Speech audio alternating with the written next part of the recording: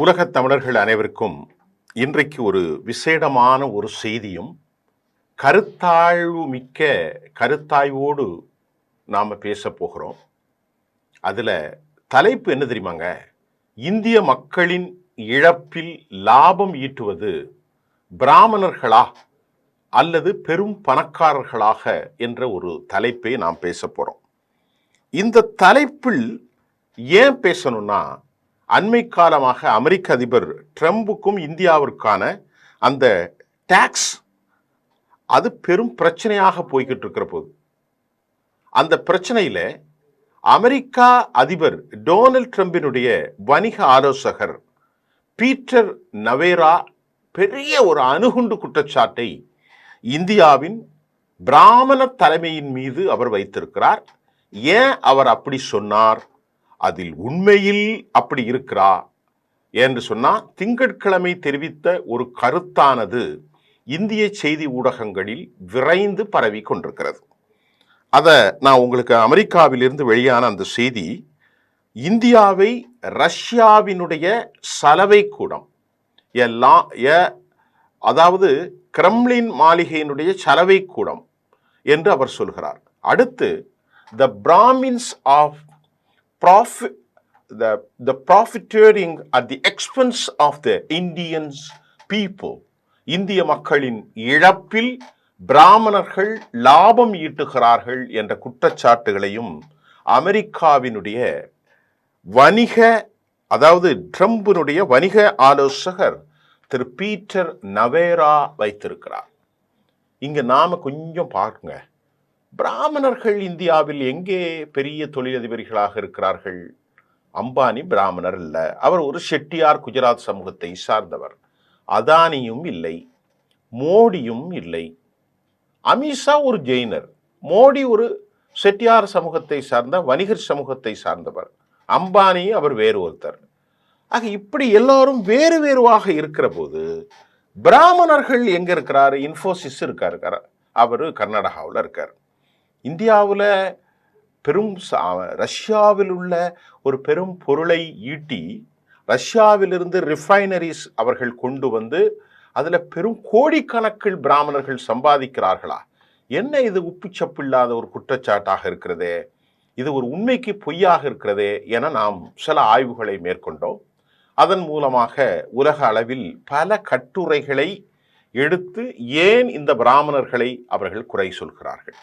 தமிழ்நாட்டில் திராவிட இயக்கமும் தீகாவும் பிராமணர்களை பற்றியும் பெரியாரியவாதிகளும் சொல்லிக் கொண்டிருப்பது வழக்கம். அமெரிக்காவினுடைய பீட்டர் நவோரா இதே கருத்தை சொல்வது நகைச்சுவைக்குரியதல்லவா? அப்ப நம்ம அதை பார்க்கணும் அல்லவா? அதுல தான் எதற்காக நவேரா பிராமின்ஸ் என்று குறிப்பிடுகிறார், அவர் யாரை குறிப்பிடுகிறார் என்று கொஞ்சம் சந்தேகப்பட்டு துளாவும் போதுதான் இந்த சொல் நமக்கு சில உண்மைகளை சொல்கிறது. தோழர்களே, அது பிராமணர்கள் என்றால் இங்கே வாழுகிற பிராமணர்கள் அல்ல, பெரும் பணக்காரர்களைத்தான் இது குறிப்பிடுகிறது என்பது தெரிய வந்திருக்கிறது. இந்தியா தொடர்புடைய அந்த கருத்து என்பதால் பலரும் பிராமணர்கள் என்பதாகவே புரிந்து கொண்டு விட்டார்கள். உங்களுக்கு நல்லா பாருங்க, பிராமணர்கள் சம்பாதிக்கிறார்கள், இந்திய மக்களின் இழப்பை பிராமணர்கள் சந்திக்கிறார்கள் என்றால் இங்க இருக்கக்கூடிய ஐயர் ஐயங்கார் அப்படியெல்லாம் நீங்கள் நினைத்து விடக்கூடாது. நாம உள்ள போய் அந்த செய்தியை இன்னும் கொஞ்சம் ஆழமா பார்ப்போம். ரஷ்யா உக்ரைன் போரை மோடியின் போர் என்று சில நாள்களுக்கு முன்பு கடுமையான கருத்தை அமெரிக்கா பதிவு செய்திருந்தது. இதற்கிடையில பீட்டர் நவேரா தற்போது பிராமணர்கள் என்ற இவருடைய கருத்தும் பரபரப்பாகி இருக்கிறது. இதனிடையே பிராமின்ஸ் என்று நவேரா குறிப்பிட்டது நேரடியாக பிராமணர்களை அல்ல, பெரும் பணக்காரர்களைத்தான். ஒரு காலத்தில் அமெரிக்கா புதிய இங்கிலாந்தின் பெரும் பணக்காரர்களை குறிப்பிட்ட போஸ்டன் பிராமின்ஸ் என்பது ஒரு நகர் என்ற சொற்றொடர், த வேர்டு இங்கே பயன்படுத்தப்படுகிறது. த போஸ்டன் பிராமின்ஸ் என்றால் என்ன? நல்லா கவனிச்சுக்கிடுங்க. ஆங்கிலம் பேசக்கூடிய அன்றைய சமூகத்தில் இன்னமும் சமூக அல்லது பொருளாதார ரீதியில, அதாவது ஹை காஸ்ட்னு சொல்றோம் இல்லையா, ஆதிக்க சாதிகள், பொருளாதார நிலையில் இருப்பவர்களை அன்றைக்கு வெள்ளக்காரர்களுடைய காலத்தில் அவர்கள் குறிப்பிடுகிற போது பிராமின் என்ற சொல்லை பயன்படுத்தும் வழக்கம் இருந்தது என்று எக்ஸ் தளத்தில் திரிணாமுல் காங்கிரஸ் கட்சியினுடைய எம்பி ஷஹரிகா கோஷ் தன் கருத்தை பகிர்ந்திருக்கிறார். பின்னர் அதை ஏஎன்ஐ செய்தியும் அதை பகிர்ந்திருக்கிறது. நல்லா கவனிங்க. இங்கிலாந்துக்காரன் கோட்டு ஷூட்டு டை போட்டு தான் அவன் ஃபார்மலா எப்பவும் இருப்பான். அமெரிக்கா எப்பவுமே இன்ஃபார்மலா இருப்பான். அவன் சும்மா சாக்ஸ் போட்டு ஒரு ட்ராப்போட சேர்ந்து போயிடுவான். ஆனால் இங்கே இந்த பிராமின்ஸ் அப்படிங்கிற அந்த வார்த்தை போஸ்டன் பிராமின்ஸ் என்று சொன்னால் அவர்கள் மேலாதிக்க சக்திகள். நல்லா கவனிங்க. இங்க இருக்கக்கூடிய பிராமண மக்களுக்கும் இதுக்கு சம்பந்தமே இல்லை. இந்த வார்த்தையை வெள்ளைக்காரர்கள் பயன்படுத்த போது செல்வந்தர்களுக்கும் கல்வியாளர்களுக்கும் அல்லது மிகப்பெரிய தொழிலதிபதற்கும் போஸ்டன் பிராமின்ஸ் என்ற சொல்லை அவர்கள் பயன்படுத்தினார்கள் என்று திரிணாமுல் காங்கிரசினுடைய அந்த எம்பி அழகாக குறித்து காட்டுகிறார். சரிங்க, இப்போ ஸ்னாப் பிரதீப் கூட இல்லாத அமெரிக்காவுக்கும் பிராமணருக்கும் என்ன சொல்லுக்கும் என்ன தொடர்பு, எப்படி தொடர்பு, அதை நாம கொஞ்சம் உள்ள போய் பார்த்தா தொடக்க காலத்தில் பிரிட்டானியாவிலிருந்து அமெரிக்கா நியூ இங்கிலாந்து பகுதியில் குடியேறிய பாஸ்டன், மாசூசெட்ஸ் நகர்களை சார்ந்த பரம்பரையாக உயர் வகுப்பினரான ஆங்கிலோ சாக்சன் புராட்டஸ்டன்ட்கள் தான் பாஸ்டன் பிராமணர்கள் என குறிக்கப்பட்டிருக்கிறார்கள். அப்ப அங்கேயும் வெள்ளக்காரன் நம்ம நாட்டில இருந்து இந்த வார்த்தையை அவன் காவு வாங்கியிருக்கிறானா? பாஸ்டன் பிராமின்ஸ்னா யாரு? புராட்டஸ்டன்ட் கிறிஸ்தவர்கள்ல உள்ள உயர் அமைப்பினரை, உயர் பிரிவினரை தான் பாஸ்டர் பிராமின்ஸ் என்று சொல்லியிருக்கிறார்கள். இந்த பாஸ்டன் பிராமின் பணக்கார வெள்ளையின பிரபு குலத்தவரான இவர்கள் 19th செஞ்சுரியில 20ஆம் நூற்றாண்டின் முற்பகுதியில் பெரும் செல்வாக்கோடு இங்கிலாந்தில் திகழ்ந்தார்கள். இந்த சொல்லை தான் இந்தியாவின் மிக உயர்ந்த சாதியினராக கருதப்பட்ட பிராமணர்களோடு இணைத்து 1861ஆம் ஆண்டில் தாம் எழுதிய எல்சி வென்னர் என்ற நாவலில் ஆலிவர் வெண்டல் ஹோம்ஸ் சீனியர் என்ற எழுத்தாளர் பாஸ்டன் பிராமின்ஸ் என்று குறிப்பிடுகிறார். அதாவது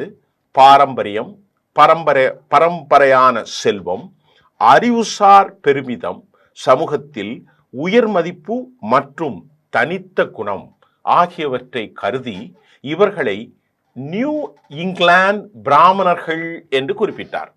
அவர் Harvard university, Boston Latin schools of education போன்ற பல கல்வி நிறுவனங்கள் இவர்களாலே உருவாக்கப்பட்டவை. நல்லா புரிஞ்சுக்கிடுங்க.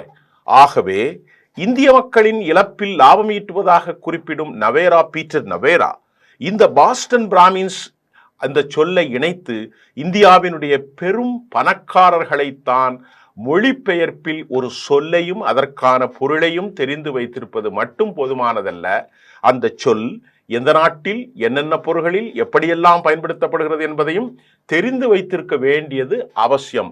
இதற்கு ஏற்றவாறுதான் நவேரா சொன்ன பிராமின் என்ற சொல்லும் பொருளும் பற்றி இப்போ எக்ஸ் தளத்துல ரொம்ப விவாதங்கள் நடந்து கொண்டிருக்கிறது.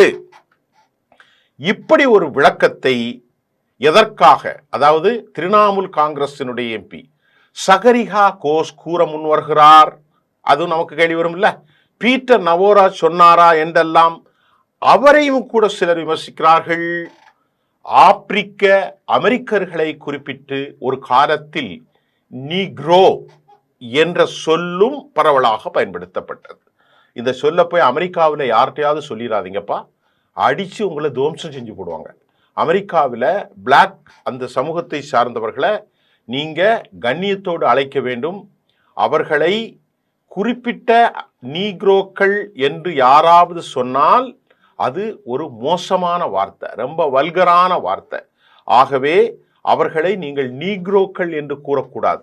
அரை நூற்றாண்டுகளுக்கு முன்பு, ஒரு 50-60 ஆண்டுகளுக்கு முன்பு இது பயன்படுத்தப்பட்டது என்பதற்காக இப்போதும் அதை பயன்படுத்த வேண்டியது இல்லை என சுட்டி காட்டுகிறார்கள்.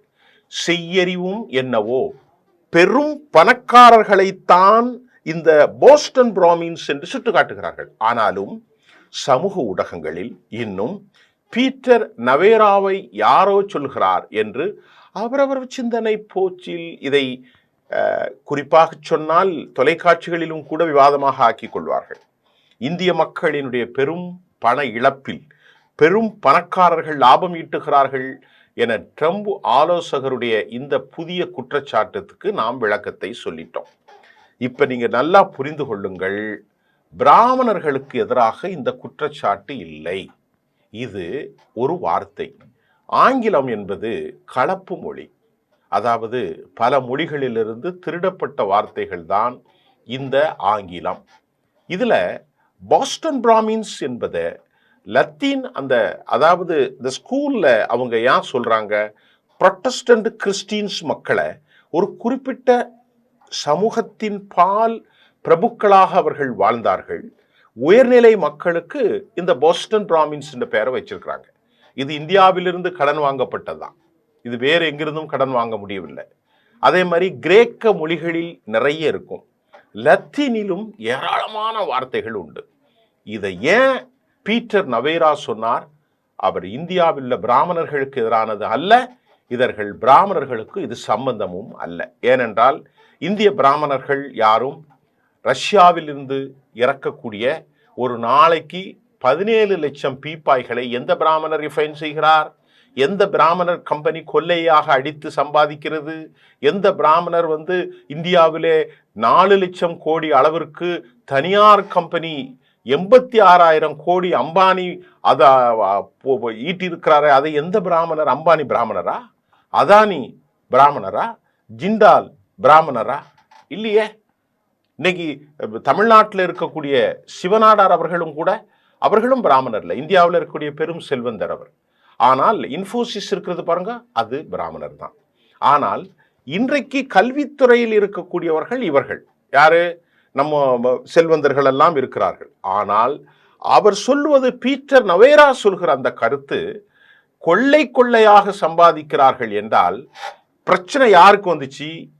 பிரச்சனை ரஷ்யாவிலிருந்து எண்ணெய் வாங்கி பெரும் பணத்தை இந்தியா கொடுப்பதின் மூலம், பிரேசிலும் சீனாவும் இந்தியாவும் கொடுப்பதன் மூலம் ரஷ்யா போரை நடத்துகிறது. அதற்குத்தானே இந்த பிரச்சனை, அதற்குத்தானே இந்த டேரிஃப் கொண்டு வந்தாங்க, அதற்குத்தானே இந்த ரெசிப்ரோக்கல் 25 பிளஸ் பெனால்டி 25 50%.